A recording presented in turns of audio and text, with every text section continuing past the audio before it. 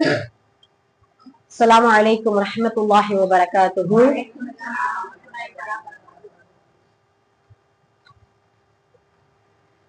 இன்னல் ஹம்துலில்லாஹ் அல்ஹம்துலில்லாஹி ரப்பில் ஆலமீன் நஹ்மதுஹு நுஸல்லி அலா ரசூலிஹில் கரீம் இலா யௌமிddin அம்மா பஅத்.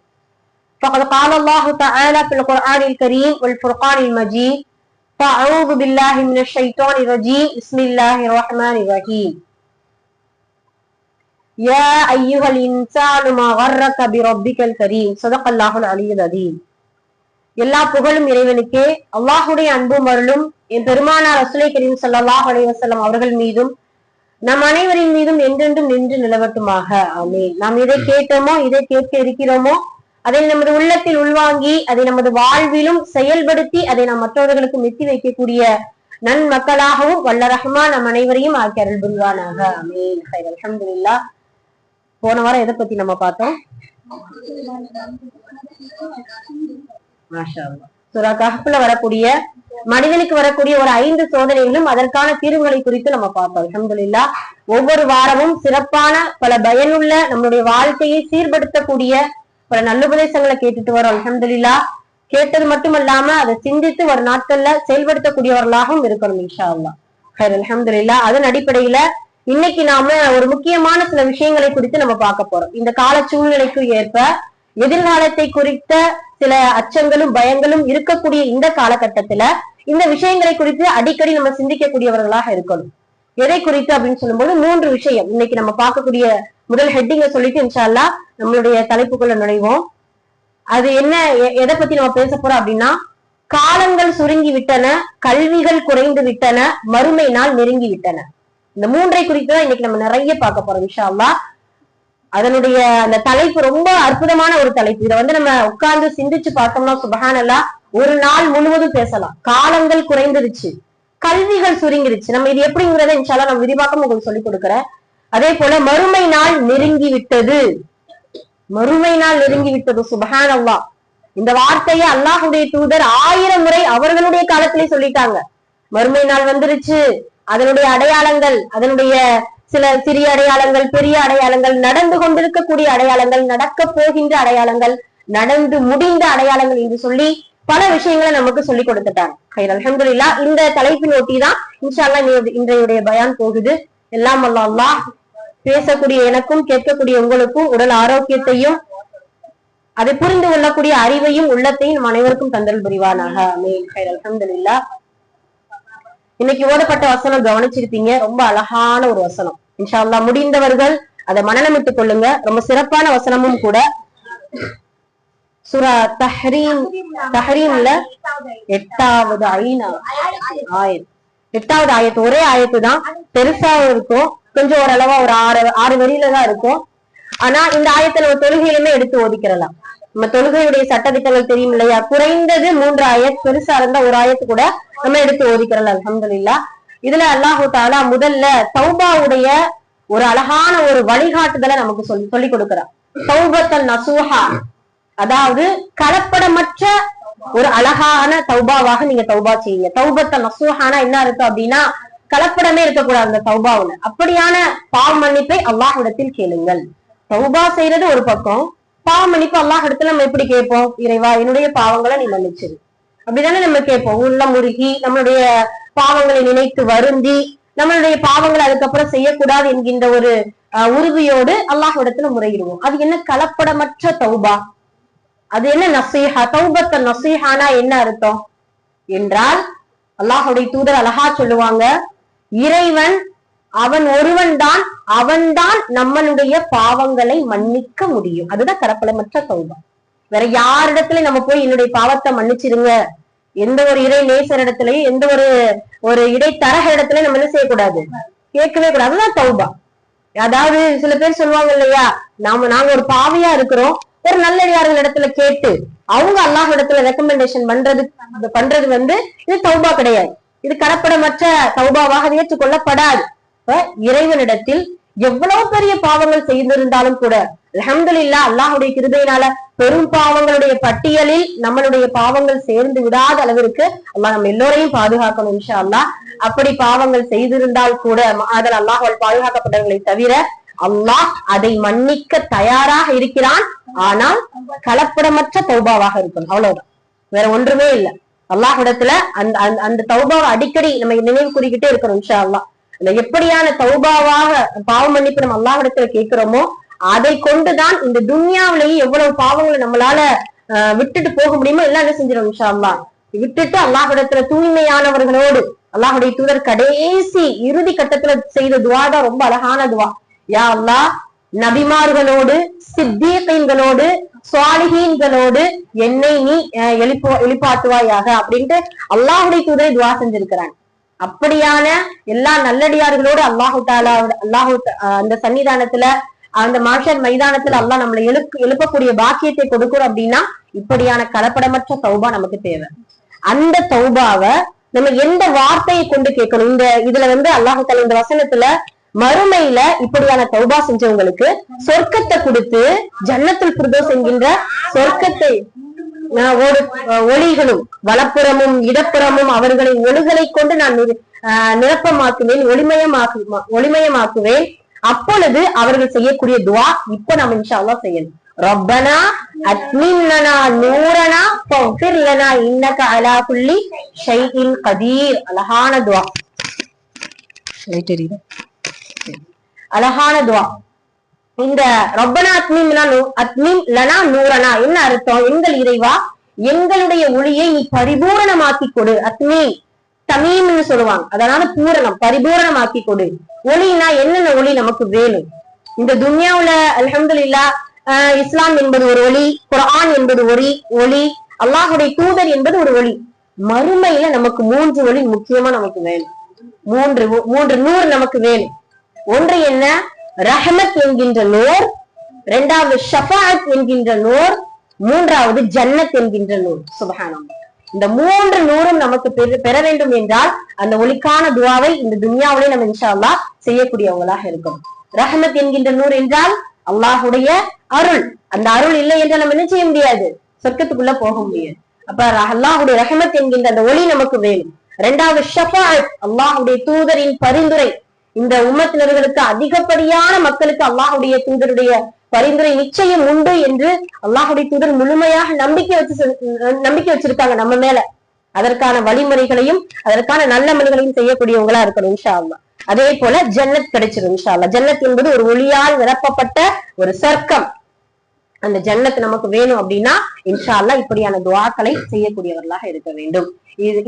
இந்த சுருக்கம் தான் அந்த வசனத்துல இருக்கக்கூடிய சில விஷயங்கள். அதனால இன்ஷா அல்லாஹ் இந்த வசனத்தை இன்ஷா அல்லாஹ் மனனமிட்டு அதை நம்ம தொழுகையிலும் ஓதி அதை கொண்டு அல்லாஹ் இடத்துல துஆ செய்து ஒளி நிரம்ப மறுமையில் அல்லாஹை சந்திக்கக்கூடியவர்களாக இருக்க வேண்டும் இன்ஷா அல்லாஹ்.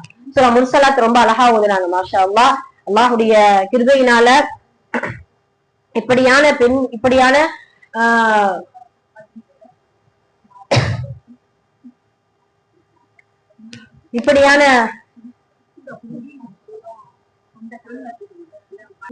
அல்ஹம்துலில்லாஹ் சூரா முர்சலாத் ரொம்ப அழகான முறையில ஓதுனாங்க.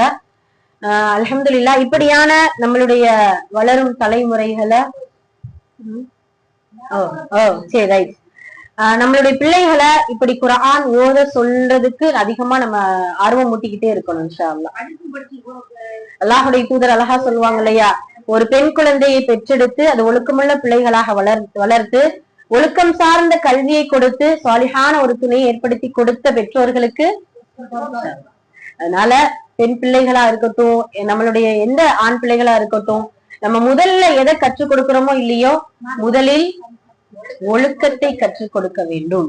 அதுக்கு பின்னாடி நம்மளுடைய இஸ்லாமிய மார்க்கம், நம்ம எப்படி இருக்கிறோமோ நம்மளை பார்த்து நம்மளுடைய பிள்ளைகள் நல்ல முறையில வளரும். அல்ஹம்துலில்லாஹ். அதுல ரொம்ப முக்கியமானது குர்ஆன். எந்த இபாதத்தை சொல்லிக் கொடுக்கிறோமோ இல்லையோ, தொழுகை, குர்ஆன், இந்த ரெண்டை மட்டும் நம்ம அடிக்கடி நம்ம என்ன செஞ்சிடணும், நம்மளுடைய பிள்ளைகளுக்கு சொல்லி கொடுத்துக்கிட்டே இருக்கணும் இன்ஷா அல்லாஹ்.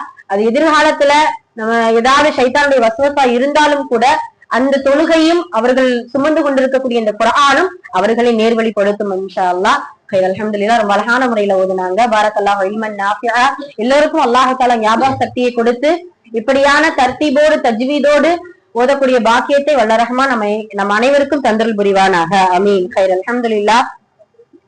இன்றைய தலைப்பு நம்ம சொன்னோம் இல்லையா, காலங்கள் சுருங்கி விட்டது, கல்விகள் குறைந்து விட்டன, மறுமை நாள் நெருங்கி விட்டன. காலங்கள் சுருங்கி விட்டது. சுப்ஹான் அல்லாஹ். நமக்கெல்லாம் தெரியும், ஒரு 30 வருடத்திற்கு, ஒரு 40 வருஷத்துக்கு முன்னாடி நம்ம பொழுது போகவில்லை என்று சொல்வது அந்த காலம். பொழுதுபோக்கக்கூடிய சாதனங்கள் இருக்கிறது இந்த காலம், அப்படிதானே? அந்த காலத்துல எல்லாம் பாத்தீங்கன்னா 24 மணி நேரமா அல்லாஹ் அக்பர், ரொம்ப அப்படியே ஸ்லோவா டைம் போய்கிட்டே இருக்கும். இப்ப பயங்கரமா நம்ம வாயில இருந்து வரக்கூடிய வார்த்தை எல்லாம் என்ன இருக்கு அப்படின்னா, டைம் இல்ல, டைம் இல்ல, நேரம் இல்ல. இதேதான் நம்மளுடைய வார்த்தையா இருக்குது. எதனால, ஏன் அப்படிங்கறத முதல்ல சிந்திக்கணும். அது என்ன அப்படின்னா, கியாமத் நாள் நெருங்கினதுனால இந்த அடையாளங்கள்ல நம்ம உணர்ந்து கொண்டே இருக்கிறோம். இந்த டைம, இந்த காலத்தை எப்படி அல்லாஹ் சுருக்கிட்டாங்கிறது தெரியுமா? நம்மளுடைய மைண்ட ஃபுல்லா, நம்மளுடைய எண்ணங்களை ஃபுல்லா வேற வேற திசையில திருப்புறதுக்கான ஒரு ஏற்பாடுகள். முதல்ல என்ன நம்மளுடைய எண்ணங்கள் எதன் மூலமா திசை திருப்பது தெரியுமா? முதலில் அந்த காலங்கள் எப்படி சுருங்குவது என்பதை நம்ம எப்படி உணர்ந்து கொள்ள போறோம் அப்படின்னா, மக்கள் வந்து கவனத்தை ஈர்க்கும் பல சோதனைகளுக்கு உள்ளாக்கப்பட்டிருக்கும், அப்படிதானே? கவனத்தை ஈர்க்கும் பல சோதனைகள் இருக்கிறதுனால காலையில எந்திரிச்சா ஒரு கஷ்டம், அது காலை உணவு. மதியம் இருந்துச்சா அப்ப ஒரு கஷ்டம், அது மதிய உணவு. நைட் இருந்தோம்னா நைட் ஒரு கஷ்டம், அது நைட் உணவு. அதுக்கிடையில சில சைடிஸ் மாதிரி சின்ன சின்ன பிரச்சனைகள், சண்டை சச்சரவுகள், கோபங்கள், மனஸ்தாபங்கள், இப்படி எல்லாம் இருக்குது. இப்ப இதெல்லாம் நம்ம அதை அப்படியே கடந்து போறதுக்கு டக்குன்னு டைம் சுருங்கிருது. அது ஏன்னா ஃபுல் போக்கஸ் அதுலதான் இருக்கு. அந்த சோதனை, அந்த கஷ்டம், அந்த கவலை, அதை நினைக்க இதை நினைக்க, அதுக்கு எப்படி செய்யலாம், என்ன செய்யலாம், ஏது செய்யலாம், அப்படி யோசிச்சுட்டே இருக்கும்போது என்ன செஞ்சது, அப்படியே காலங்கள் சுருங்கி விட்டது. இது ஒரு காரணம். அப்படிதான் இப்ப அந்த காலங்கள் எல்லாம் சுருக்கிட்டான். ஏன்னா முன்னொரு காலத்துல நம்மளுடைய மூதாதையர்கள் வாழ்ந்த, நானிமா தாதிமா வாழ்ந்த காலத்துல இந்த அளவுக்கு சோதனைகள், கஷ்டங்கள், கவலைகள் எல்லாம் கிடையாது. 10 புள்ள நாளும் அழகா பெத்து அம்மியில மசாலா அரைச்சு அழகா என்ன செஞ்சிருவாங்க. எல்லாமே அவங்களுடைய வேலை பழுவும் அதிகம், ஆனா நேரங்கள் அதிகம். சுபஹானல்லாஹ். இப்ப எல்லாத்துக்கும் ஒரு அடுப்பு ஊதுக்குலாம் விறகடுப்பு, சரி ஓகே. இப்ப நம்ம எல்லாத்துக்கும் சுவிட்ச் ஆன் ஆஃப். இப்ப அந்த சுவிட்ச் போட கூட நமக்கு வந்து ரொம்ப கஷ்டமா இருக்குன்னு சென்சார், ஒரு ரிமோட் இல்லைன்னா சென்சாரு, இதுல எல்லாம் செஞ்சிருச்சு, எல்லாமே அப்படி மாறிடுச்சு. சுபஹானல்லாஹ். இப்படி நம்மளுடைய காலங்கள் சுருங்கி விட்டது. அதுக்கு பின்னாடி பாத்தீங்கன்னா அல்லாஹு தாலா நம்மளை எப்படி நம்மளுடைய காலத்தை சுருக்குறா அப்படின்னா, போட்டி போட்டு செல்வத்தை சேர்ப்பதில் நம்முடைய காலங்கள் சுருங்கி விட்டது. காலையில எந்திரிச்ச உடனே என்ன சம்பாதிக்கலாம், எப்படி நம்ம இது பண்ணலாம், நம்மளுடைய வாழ்வாதாரம் எப்படி, நம்ம அதுக்கடுத்து நம்ம என்ன செய்யலாம், அவங்கள விட நம்ம அப்படின்னு சொல்லிட்டு அவர் இந்த போட்டி போடுறதுலயே காலங்கள் நீண்டு கொண்டிருக்கக்கூடிய அந்த காலகட்டம் போய் காலம் எல்லாம் சுருங்கி விட்டது. இரவும் பகலும் உழைச்சாதான் இப்ப நம்ம என்ன செய்ய முடியும், முன்னேற முடியும்.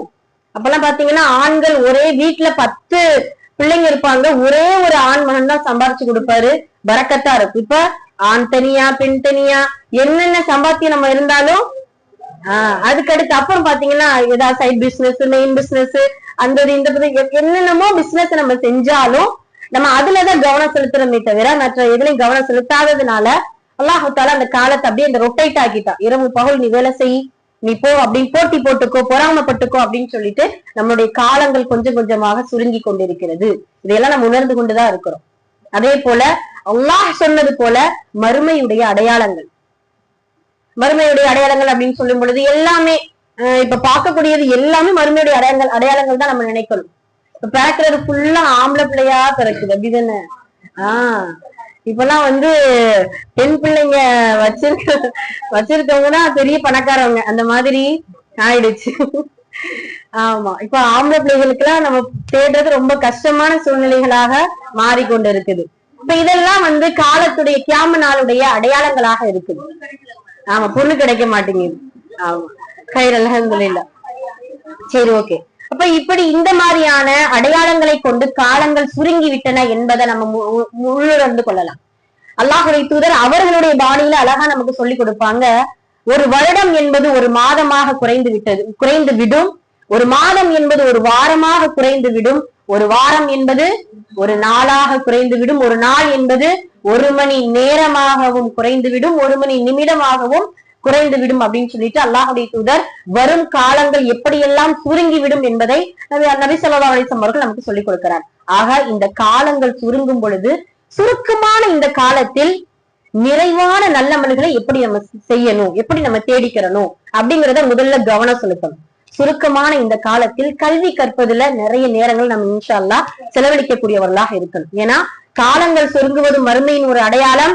அதே போல கியாமத் நாள் வருவதற்கு இரண்டாவது அடையாளம் கல்வி குறைந்து விடும். நாம நினைக்கலாம் அல்ஹம்துலில்லாஹ் கல்வி எங்க குறைஞ்சிருக்குது, இப்பெல்லாம் கல்வி கற்பதற்கான வாய்ப்புகள் அல்லாஹ் அதிகமாக்கி கொடுத்திருக்கானே. ஒரு ஒரு ஊருக்குள்ள எடுத்தோம்னா மத்த மதரசாக்கள் என்ன, அந்த ஊருக்குள்ள இருக்கக்கூடிய ரிஸ்வான் மதரசாக்கள் என்ன, ஜாமியா பல்கலை, இப்ப பெரிய பெரிய ஊருக்கெல்லாம் ஜாமியாக்கள் என்ன, இப்படி நிறைய கல்லூரிகளும் பல்கலைக்கழகங்களும் மற்ற மதரசாக்களும் இப்படி நிறைய கல்வி கூடங்கள் ஏற்பாடு செய்யப்பட்டிருக்கு. இப்ப எங்க கல்வி குறையுது அப்படின்னா நம்ம எப்படி புரிஞ்சுக்கிறோம் அப்படின்னா, கல்வியாளர்கள் அதிகம், கல்வியின் தரம் குறைவு. புரியுதுங்களா? வார்த்தைகள் கவனம். கல்வியாளர்கள் தான் நம்ம அதிகமா இருக்கிறோம், ஆனா கல்வியுடைய தரம் குறைவாகத்தான் இருக்குது அப்படிங்கறத நம்ம சிந்திக்கணும். இதுக்கு நமக்கு ஒரு மோட்டிவேட்டடா நம்மளுடைய முன்னோர்களுடைய கல்வியும் நம்மளுடைய கல்வியும் எந்த தரஜாவுல இருக்குது. அதிகமா கற்றுக்கொள்வது ஒரு பெரிய விஷயமே கிடையாது. குறைவான கல்வியா இருந்தாலும் தரமான கல்வியா இருக்கும். அந்த குறைவான கல்வி நம்மளுடைய ஒழுக்கத்தையும் நம்மளுடைய எதிர்காலத்தையும் நம்மளுடைய சந்ததிகளையும் நம்மளுடைய ஒழுக்கங்களையும் சீர்படுத்தக்கூடியதாக இருக்கும். அதுதான் கல்விக்கு, தரமான ஒரு கல்விக்கு ஒரு அடையாளம். அந்த காலத்துல எல்லாம் குறைந்த கல்விதான் இருந்துச்சு, அல்ஹம்துலில்லாஹ். ஆனா அந்த குறைந்த கல்வியை கொண்டு சுப்ஹானல்லாஹ் வெற்றி பெற்றவர்களும் மாற்றுதல்களை ஏற்படுத்தியவர்களும் நிறைய பேர் இருக்கிறாங்க.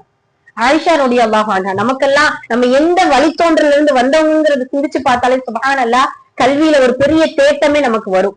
ஒரு ஆர்வம், ஒரு ஆசை, ஒரு பொறாமை. கல்வியாளர்களுக்குள் பொறாமை கொள்ளலாம், கல்வி கற்பதில் பொறாமை கொள்ளலாம், அழகான பொறாமை. ஒரு குரான ஒரு அழகா நல்ல முறையில ஒருத்தவங்க ஓதுறாங்க அப்படின்னா அதை பார்த்து நம்ம என்ன செய்யலாம், பொறாமை கொள்ளலாம். சுப்ஹானல்லாஹ். அப்ப அந்த ஆயிஷா ரலியல்லாஹு அன்ஹா மதீனாவிலேயே பாத்தீங்கன்னா 7 முஃப்திகள் தான் இருந்தாங்களா. 7 முஃப்தினா புரியுது இல்லையா?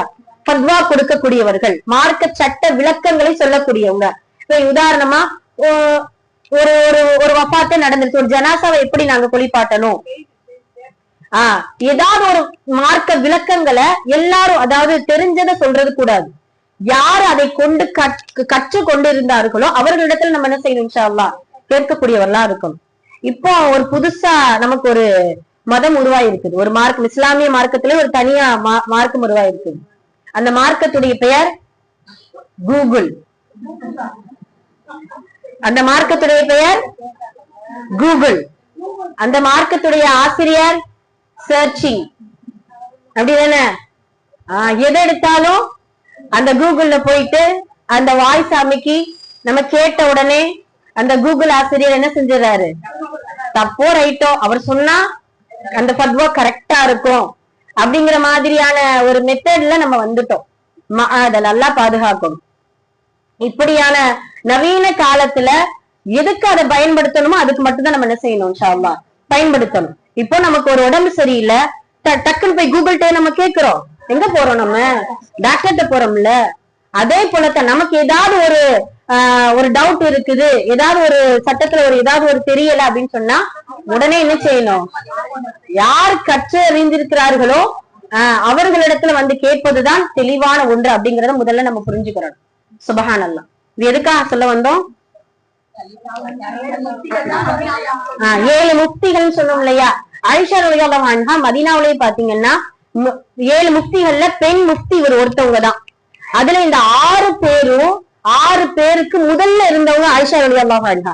உமர் ரலியல்லாஹு அவர்கள் அடிக்கடி என்ன செய்வாங்க அப்படின்னா, ஏதாவது ஒரு சட்டங்கள்ல டவுட் வருது அப்படின்னா ஃபர்ஸ்ட் ஆயிஷா மட்டும் போய் கேட்டுட்டு வாங்கல அப்படின்ட்டு உமர் ரலியல்லாஹு அவர்கள் சொல்லக்கூடிய அளவிற்கு ஆயிஷா ரலியல்லாஹு அன்ஹா கல்வியில தரம் சார்ந்த ஒரு அழகான ஒரு கல்விமானாக ஆயிஷா ரலியல்லாஹு அன்ஹா அவர்கள் இருந்திருக்கிறாங்க. சுப்ஹானல்லாஹ்.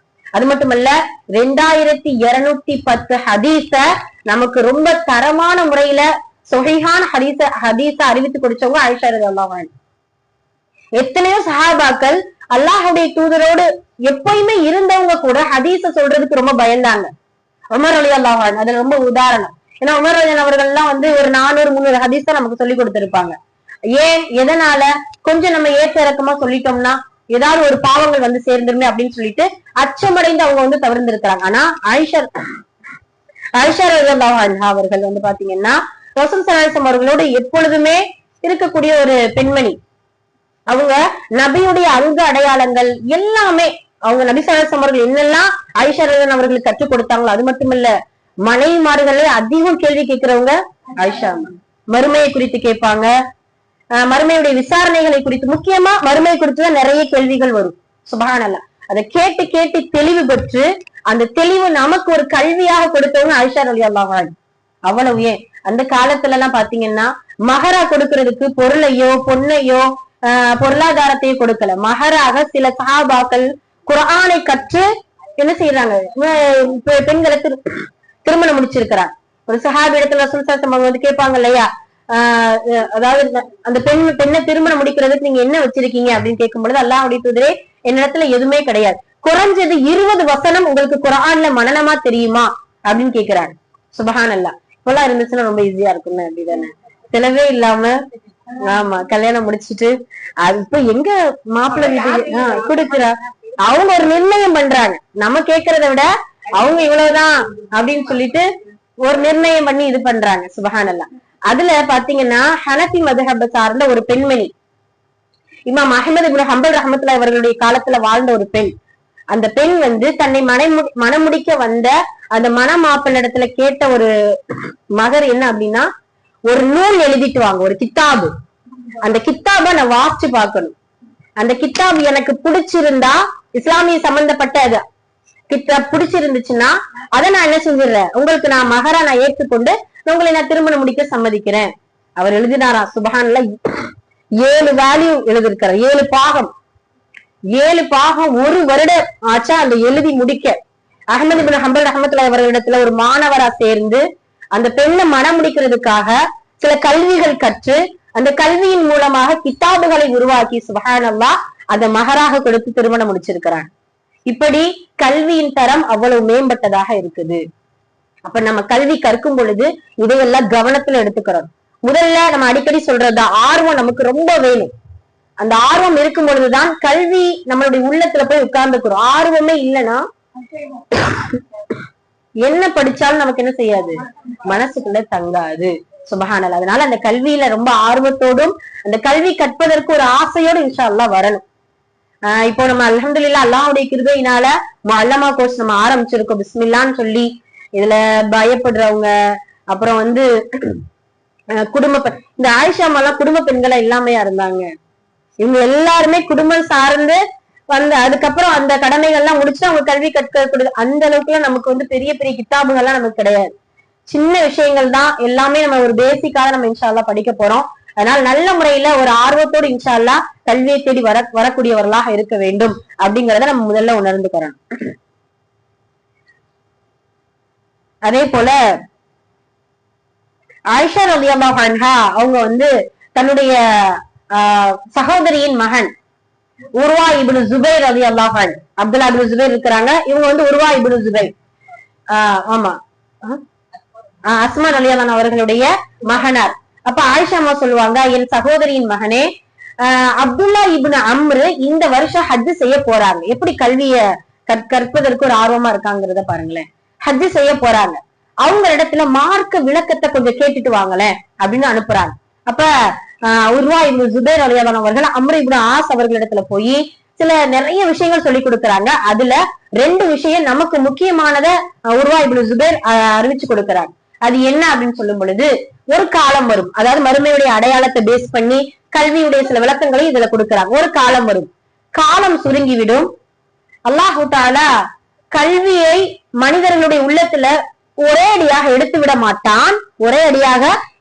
மாட்டான், கல்விமான்களோடு கல்வியை எடுத்து விடுவான். புரியுதுங்களா? அதாவது உலமாக்களுடைய மரணத்தை கொண்டு அவர்களுடைய கல்விகள் பறிக்கப்படும். காலங்கள் வர வர இன்ஷா அல்லாஹ் அந்த காலத்தை நம்ம இருக்கிறோமா, அந்த காலத்தை இனிமே வருதா அப்படிங்கறத நம்ம சிந்திக்கணும் இன்ஷா அல்லாஹ். அதுல இருந்து அல்லாஹ் தஆலா எல்லாரையுமே பாதுகாக்கணும். அந்த அப்துல்லா இப்னு அம்ர் இன்னமும் சொல்றாங்க, அந்த கல்விமான்கள் கல்வியோடு பறிக்கப்பட்ட பின்னால் மக்கள் எல்லாம் அறிவிலிகளை தலைவர்களாக தேர்ந்தெடுப்பார்கள். அவர்களுடைய அந்த தீர்ப்பை ஏற்றுக்கொண்டு தானும் வழிகட்டு மற்றவர்களையும் வழிகட்டில் விட்டு விடுவார்கள் அப்படிங்கிறத ஒரு எச்சரிக்கையாக சொல்றாங்க. இதை கேட்ட உர்வா இப்னு ஜுபைருக்கு பெரிய ஒரு அதிர்ச்சி. உடனே தன்னுடைய சிறிய தாயிடத்துல போய் ஆயிஷாமாட போய் சொல்றாங்க, இப்படி அப்துல்லா இப்னு அம்ர் சொன்னாங்க. ஆயிஷாமா திரும்ப திரும்ப கேக்குறாங்களா, இது அல்லாஹுடைய தூதரிடத்திலிருந்து கேட்டுதான் அப்துல்லா இப்னு அம்ர் சொன்னாரா அப்படிங்கறத அவர் சொன்னாரா அப்படின்னு சொல்றாங்க. ஆமா, அல்லாஹுடைய தூதர் சொன்னதுனாலதான் அவங்க சொல்றாரு, அதே இதை நானும் உங்களிடத்துல வந்து சொல்றேன். இப்ப மறு வருடம் ஆகுது. அடுத்த வருஷமும் அப்துல்லா இப்னு அம்ர் ஹஜ்ஜுக்கு போறாங்க. இதே போல ஆயிஷாமா மறுபடியும் சொல்ல, இது முஸ்லீம்ல வரக்கூடிய ரிவாயத் ரொம்ப அழகா ரொம்ப விரிவாக்கமா கொடுத்திருந்தாங்க. அப்துல்லா இப்னு அம்ர் வந்து அவர்களிடத்துல மார்க்க விளக்கத்தை கேட்டுட்டு வாங்கன்ட்டு ஆயிஷாமா அனுப்ப 2வது வருடம் அதே வார்த்தை கேட்டு சில உபதேசங்கள் சொல்றாங்க. அப்ப ஆயிஷாமா சொல்லி விடுறாங்க உர்வா இப்னு ஜுபைர்ட்ட, போன வருடம் சொன்னாங்கல்ல அதை குறித்து கொஞ்சம் கேட்டுட்டு வாங்கல. அதை குறித்தும் கேட்கிறாங்க. அடி பிறலாம எப்படி சொன்னாங்களோ அதே போல சொல்றாங்க. சொன்ன உடனே ஆயிஷா ரலியல்லாஹு அவர்களிடத்துல வந்து உர்வா இப்னு ஜுபைர் போன வருடம் சொன்னது போலதான் அப்துல்லா இப்னு அம்ர் சொன்னாரு அப்படின்னு சொன்ன உடனே கது சதக இல்லா கது சதக, ஆயிஷா ரலியல்லாஹு அவர்கள் சொல்லக்கூடிய வார்த்தை, அவர் உண்மையை தவிர வேறு ஒன்றும் சொல்லவில்லை, இது உண்மைதான் அப்படிங்கறத சொல்றாங்க.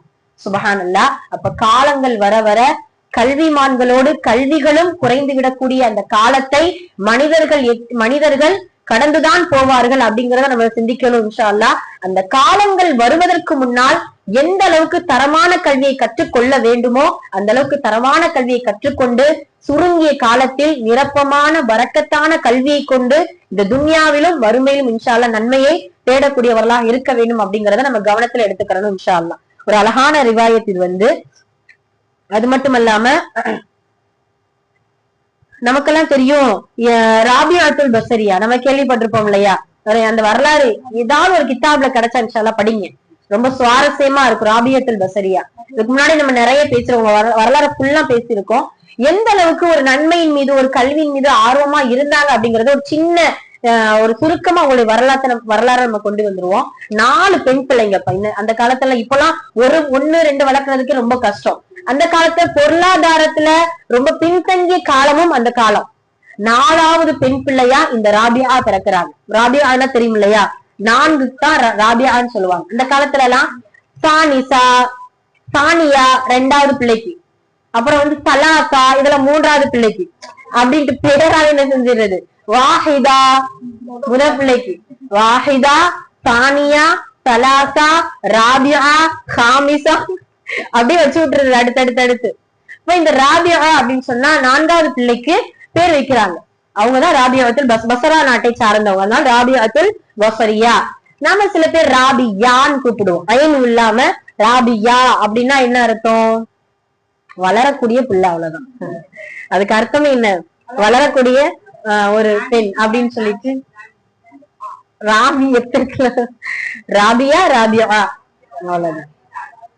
ஆமா ஆமா, நம்மதான் பேரை கொலாப்ஸ் பண்ணிருவோமே. ராபியா நாம ஃபர்ஸ்டா பிறந்தாலும் ராபியா ஆன் தான் வைக்கிறோம். நம்ம ராபியான்னு கூப்பிட்டோம்னா வளர்றவங்க, அவ்வளவுதான். அந்த மாதிரியான ஒரு அர்த்தம், வேற எந்த ஒரு மாற்று அர்த்தம் எல்லாம் கிடையாது. நல்ல ஒரு அர்த்தம் தான். ஹைர் அல்ஹம்துலில்லாஹ். அப்படியான ஒரு பெண்மணி அன்னைக்கு பிறந்த அன்னைக்கு பாத்தீங்கன்னா அவங்க வீட்டுல விளக்கெரிய கூட என்ன இல்லையா. சுபஹானல்லாஹ். அவங்களுடைய தாய் என்ன செய்யறாங்க, பக்கத்துல இருக்கக்கூடிய அந்த 3 பிள்ளைகள் இருக்காங்க இல்லையா, ஒரு இடத்துல கொடுத்து அண்டை வீட்டு ஒரு பக்கத்துல போய் என்ன வாங்கிக்குவான்னு சொன்னா அவங்க வீட்டுல என்ன செய்யல. அந்த அளவுக்கு ரொம்ப வறுமையில எப்படி எல்லாம் வாழ்ந்திருக்காங்க அப்படிங்கறத பாருங்க. நிலா வெளிச்சத்தில் அந்த பெண் வந்து என்ன செஞ்சிருக்காங்க, வளர்ந்ததாக ஒரு வரலாறு சொல்லப்படுது. சுபஹானல்லாஹ். காலங்கள் போகுது. அவங்களுடைய ஒரு 10வது வயதுல தாயும் தந்தையும் இழந்துடுறாங்க ராபியாத்துல் பஸரியா. அப்போ ஒரு 12வது வயதுல ஒரு கடைசி பெண்ணாக இருந்தாலும் ஒரு பொறுப்பான ஒரு பெண். அதுலயும் அவங்களுடைய தந்தை உயிரோடு இருக்கும் பொழுது அவங்க நினைப்பாங்களாம், 4 பிள்ளை நமக்கு பொம்பளை பிள்ளை ஆயிடுச்சு, இந்த 4வது பிள்ளை பிறக்கும் பொழுது ரொம்ப வருத்தப்பட்டாங்களாம். இப்படி பொம்பளை பிள்ளையா அவன் பிறந்துருச்சு, நம்ம என்ன செய்ய அப்படின்னு சொல்லும் பொழுது அந்த பிறந்த அன்னைக்கு அந்த தந்தைக்கு ஒரு கனவு. இஸ்மாயில் அவருடைய தந்தை, அந்த தந்தையுடைய பேர் இஸ்மாயில், ரொம்ப இறை நேசர், அல்லாஹ்வுக்கு ரொம்ப நெருக்கமான இபாதத் செய்யக்கூடிய ஒரு மனிதர். அப்போ அந்த கனவுல பாத்தீங்கன்னா ரசூல் ஸல்லல்லாஹு அலைஹி வஸல்லம் அவர்கள் என்ன செய்யறாங்க, கனவில் தோன்றி சில இது சொல்றாங்க, பஷாரத், அதாவது நற்செய்தி சொல்றாங்க. இந்த பெண்ணை கொண்டுதான் கிட்டத்தட்ட இந்த பெண் 70 பேருக்கு ஷஃபாஅத் செய்யக்கூடிய அளவுக்கு ஒரு நல்ல ஒரு சாலிஹான ஒரு பெண்ணாக வளருவாங்க. அது மட்டும் இல்லாம நீங்க போய் உங்களுடைய இந்த பெண் பிறந்ததுனால அல்லாஹ் எவ்வளவு பெரிய பரக்கத்தை கொடுக்குறா அப்படின்னா, காலையில எழுந்த உடனே உங்க நாட்டு அரசர் இடத்துல போங்க. அந்த நாட்டு அரசர் எப்பொழுதுமே செய்யக்கூடிய இபாதத்துல ஒன்றை விட்டுட்டாரு. அது என்ன இபாதத் அப்படின்னா, என் மீது சலவா சொல்வதை ஒரு நாள் விட்டுட்டாரு. அதை போய் நீங்க சொல்லுங்க. சொன்ன உடனே உங்களுக்கு சில சன்மானங்கள் கிடைக்கும் அப்படின்னு சொல்லிட்டு ரசூல் ஸல்லல்லாஹு அலைஹி வஸல்லம் அவர்கள் வந்து கனவின் மூலம் விளக்கம் கொடுக்கிறாங்க. அல்லாஹுடைய தூதர் கனவுல வர்றது சாதாரண விஷயமே கிடையாது. எத்தனையோ அவுலியாக்கள், எத்தனையோ இறை நேசர்கள் அல்லாஹுடைய தூதரை கனவுல கண்டிருக்கிறாங்க. ஆனா இப்போ வரைக்கும் இந்த கிட்டத்தட்ட இந்த நூற்றாண்டுல எல்லாம் யாருமே அந்த மாதிரி சொன்னதாக இல்லையே இல்லை. அல்ஹம்துலில்லாஹ் அல்லாஹு தஆலா அந்த வாய்ப்பை எல்லாருக்குமே வச்சிருக்கா. எனக்கும் எல்லாருக்குமே உண்டு. ஆனால் அதை நம்ம இன்ஷா அல்லாஹ் அல்லாஹ்விடத்துல கேட்டுக்கிட்டே இருக்கணும். யா அல்லாஹ், அல்லாஹுடைய தூதரை கனவிலும் நினைவிலும் காணக்கூடிய வாக்கியத்தை கொடு. ஏன்னா நாம நம்மளுடைய தாய் தந்தை, இறந்த தாய் தந்தை கனவுல வர்றாங்கன்னா அவங்கதான் வர்றாங்கிறது முழுமையா நம்மளால நம்ப முடியாது. சில நேரம் வந்து ஷைத்தான் வந்து மாற்று உருவத்துல என்ன செய்வானா வந்து ஏதாவது பயமுறுத்துறது, என்ன மாதிரி செய்யறது, அந்த மாதிரி. ஆனா அல்லாஹுடைய தூதர் கனவுல வர்றாங்க அப்படின்னா அல்லாஹுடைய தூதர் மட்டும்தான் என்ன செய்யறாங்க, கனவுல வருவார்கள் அப்படிங்கறத அல்லாஹுடைய தூதரை சொல்லி கொடுத்திருக்கிறாங்க. அதனால இன்ஷால்லா அப்படியான ஒரு மனிதர் காலையில விடிஞ்சு எழுந்த உடனே அரசர் இடத்துல போய் சொல்றாங்களா, நீங்க அல்லாஹுடைய தூதர் மீது சலவா சொல்லாம இருந்திருக்கீங்க, சலவா சொல்லலையாமே அப்படின்னு சொன்ன உடனே அரசருக்கு ரொம்ப பெரிய ஆச்சரியம். சுப்ஹானல்லாஹ், நான் செய்யாத அமல் மற்றவர்களுக்கு தெரியாது, உங்களுக்கு எப்படி தெரிஞ்சது? இப்ப அல்லாஹுடைய தூதர் முஹம்மது நபி ஸல்லல்லாஹு அலைஹி வஸல்லம் அவர்களே என்னுடைய கனவில் வந்து சொல்லியிருக்காங்க அப்படின்னு சொன்ன உடனே இதை கேட்ட அந்த அரசர் 400 திர்ஹத்தை அன்பளிப்பா கொடுக்கிறாங்க. பிறந்த அன்னைக்கே ராபியாத்துல் பஸரியா பரக்கத்தான ஒரு பெண் என்பதை நிரூபித்த ஒரு அழகான ஒரு வரலாறு ராபியாத்துல் பஸரியாவுடைய வரலாறு. காலங்கள் போகுது. 4 பிள்ளைகளுக்காக 4 பேருமே ஒவ்வொரு தொழில், தாயும் இல்ல தந்தையும் இல்ல, இழந்துட்டாங்க. 12 வயசுலயே முடிஞ்சு போயிடுச்சு.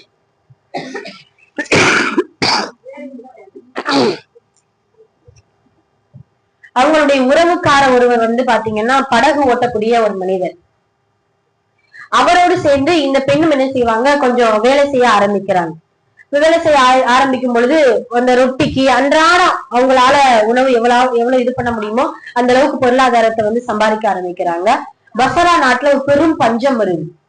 பெரும் பஞ்சத்தோடு திருடர்கள் வந்து அதிகமா அந்த உலா வரக்கூடிய காலகட்டத்துல ஒவ்வொரு திருடர்கள் என்ன செய்வாங்களாம், அப்பெல்லாம் பாத்தீங்கன்னா பெண் மீது மோகமா அதெல்லாம் கிடையாது.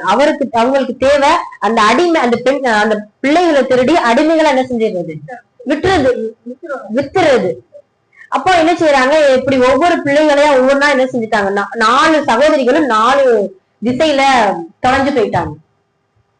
இந்த பெண்மணி என்ன செய்யறாங்க, ஒரு அடிமையாக ஒரு சந்தையில விற்கப்பட்டு அந்த சந்தையில இருந்து ஒரு எஜமானன் வாங்கி அந்த எஜமானன் தன்னுடைய கூலியாக என்ன செய்யறாங்க, வீட்டுல வேலைக்கு வச்சிடுறாங்க.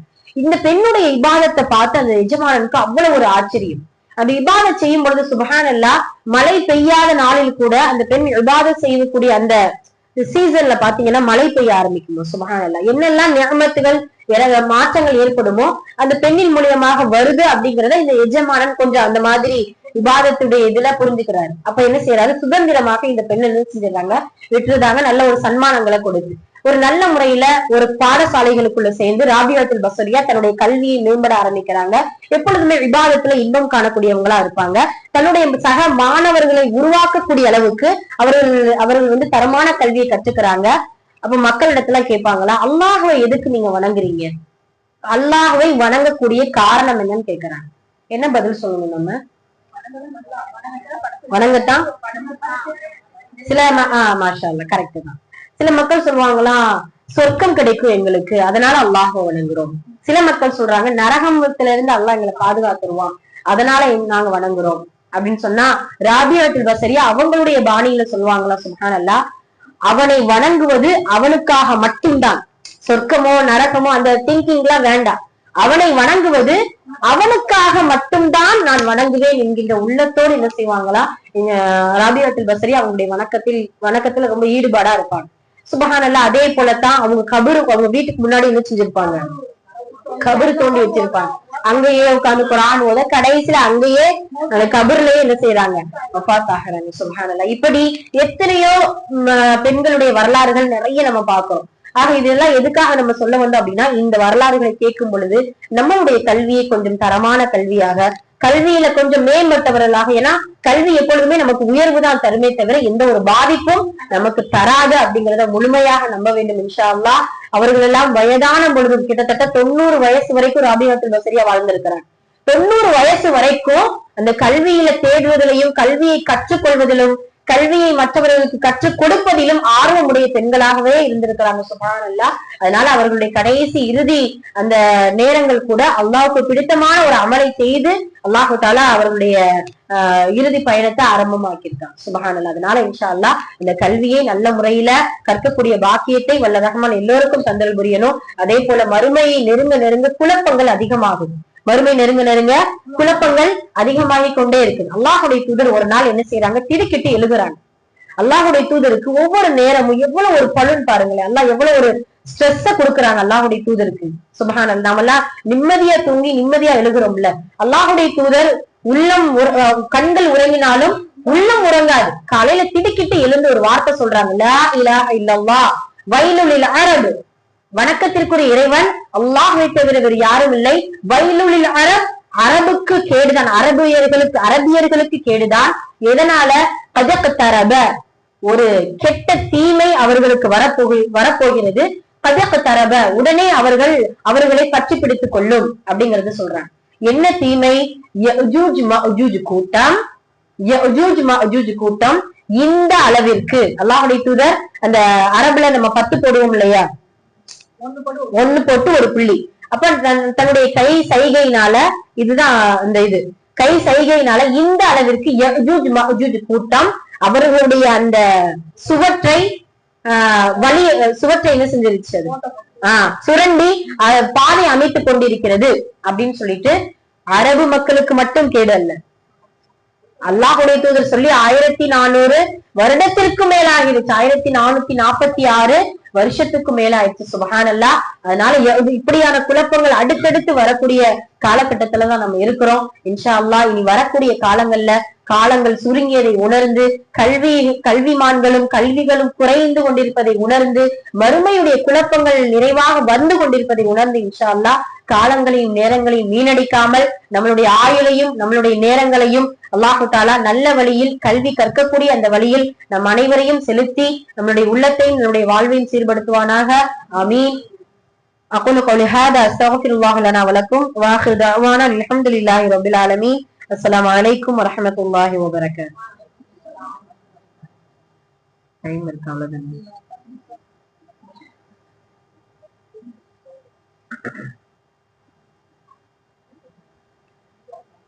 இந்த ஒரு 10 நிமிஷம் மட்டும் அதனுடைய தொடர்ச்சி தான். 2 ஹதீஸ் சொல்லி நம்ம இன்ஷா அல்லாஹ் முடிச்சிருவோம்.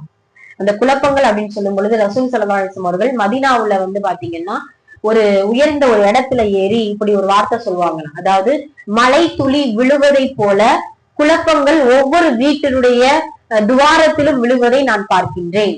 இந்த உலகத்துல எத்தனையோ சில படைப்புகளை எண்ண முடியாது, அதே போல மழை துளிகளை எண்ணவே முடியாது. அதே போல குழப்பங்களை இனி வரக்கூடிய காலத்துல எண்ணவே முடியாது. எதன் மூலியமாக குழப்பம் வரும் அப்படிங்கறத நம்மளால உணரவே முடியாது. அப்ப அப்படியான குழப்பங்கள்ல அல்லாஹ்வுடைய தூதர் இன்னொரு ஹதீஸ்ல நமக்கு சொல்லி கொடுக்கிறாங்க, அந்த அவற்றிற்கிடையே மௌனமாக இருப்பவன் அமர்ந்து இருப்பவனை விட சிறந்தவன். இந்த வார்த்தையை கொஞ்சம் கூர்ந்து கவனிச்சாதான் புரியும். மௌனமாக இருப்பவன் அமர்ந்து இருப்பவனை விட சிறந்தவன், அமர்ந்து இருப்பவன் எழுந்திருப்பவனை விட சிறந்தவன், எழுந்திருப்பவன் நடப்பவனை விட சிறந்தவன், நடப்பவனை விட ஓடுபவன் சிறந்தவன். நடப்பவனை விட ஓடுபவனை விட